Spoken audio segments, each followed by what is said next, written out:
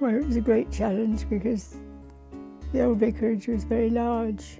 It had 11 bedrooms and we filled them all.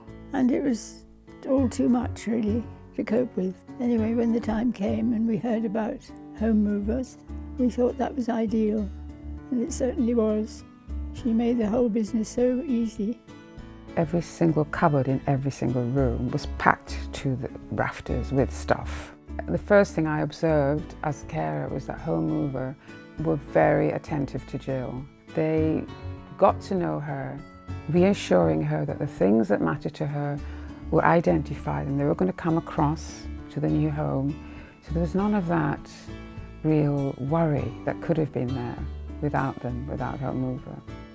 She came and looked at this empty room and drew a map of where to put our furniture and which furniture to take.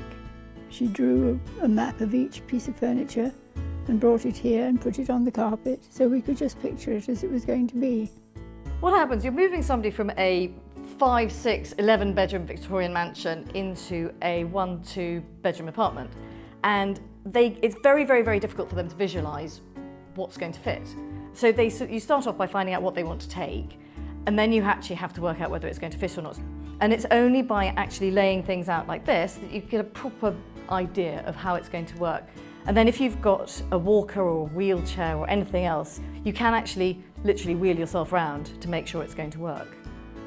So on the day of the move, it means that we can arrive ahead of everybody else with a removals company and lay all the furniture out as has been agreed and get as much as possible unpacked as quickly as possible, which means that when our clients arrive and they walk through that front door for the first moment, they walk in and they feel like it's their home. It takes all the stress out of moving day for everybody. Everything was moved and home movers came in here following the floor plan.